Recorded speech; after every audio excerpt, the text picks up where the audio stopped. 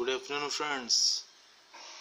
Today we will be discussing different aspects of fundraising or resource mobilization. As we know, finance is the blood of an organization. So if the upcoming managers are exposed to different tools or techniques of fundraising, they can flourish in their professional lives. ତେଣୁ ଆଜି ଆମେ NGO world ରେ fund raising ର different aspects ଉପରେ discussion କରିବା. Is it okay? First ଆସନ୍ତୁ, I must say fundraising is an art. If you can develop this art, you can mobilize sufficient resources for your organization.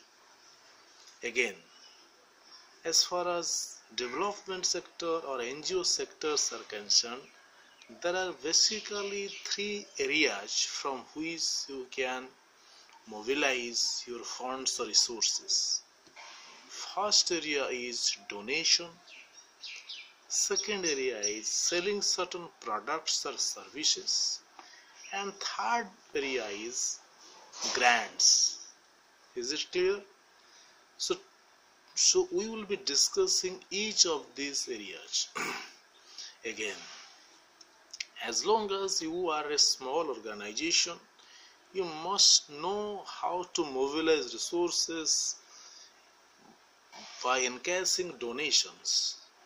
And at the same time, when you are growing, you must also know how to mobilize resources by selling certain products or services, or by getting some funds through certain grants. Is it clear? Again, as long as resource mobilization is concerned, we have to understand certain basic things. Basic things are, you must have right legal status, or you must be registered through appropriate acts. You must have good infrastructure. You should have good rapport with the people. And the final one is, you must have good liaison with the funding agencies. Because as long as you are a good liaisoner, or as long as you are a good relationship manager, you can get funds from many sources. Anyway, since it is our first video on fundraising, we will be discussing certain things from the surface. At the same time, we must also understand there are different types of funding agencies.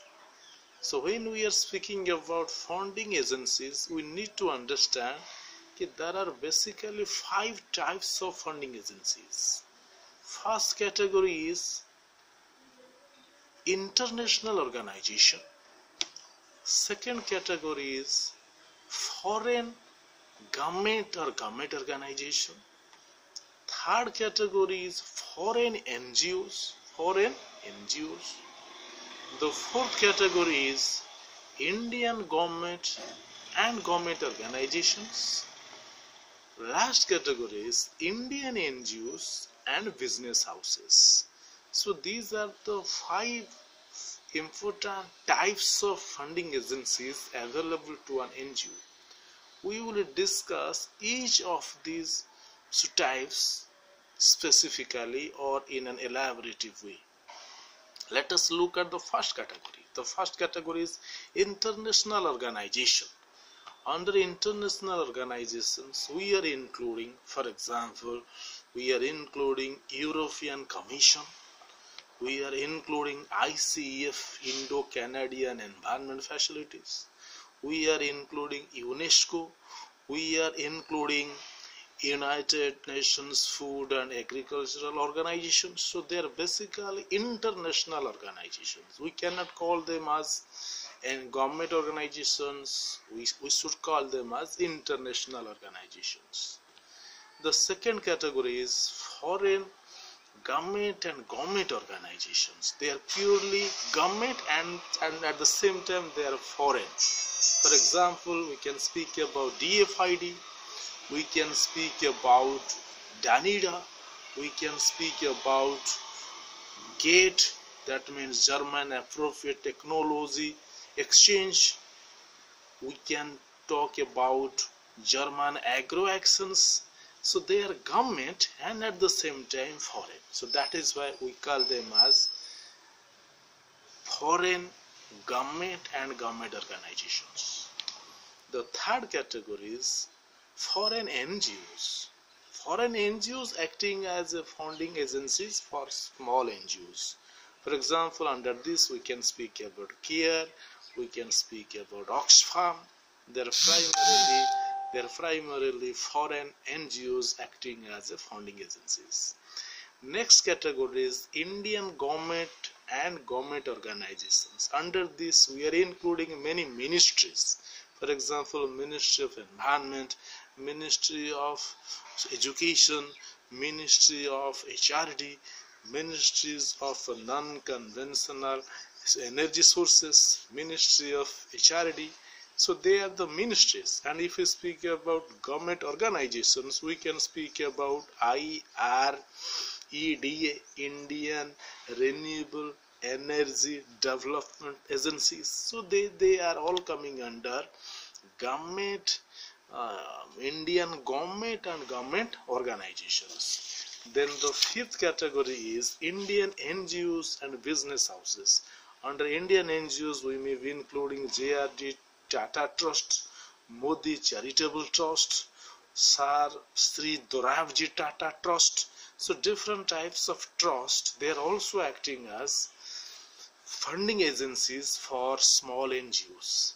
Raja Rammohn Rai Trust, so they are acting as funding agencies for small NGOs. And at the same time, we also have different business houses, for example, ONGC. We are also speaking about ITCs. So they are all acting as business houses and they are also funding some NGOs. So these are different types of funding agencies which an upcoming project manager must know and understand. So in the next video, we will go into the other aspects of fundraising or resource mobilization. So if you are getting some elements of doubt, you can ask me, because this is the vital area. We are discussing about funds, we are discussing about resource mobilization, the vital part of all times. So I must say, have a nice day.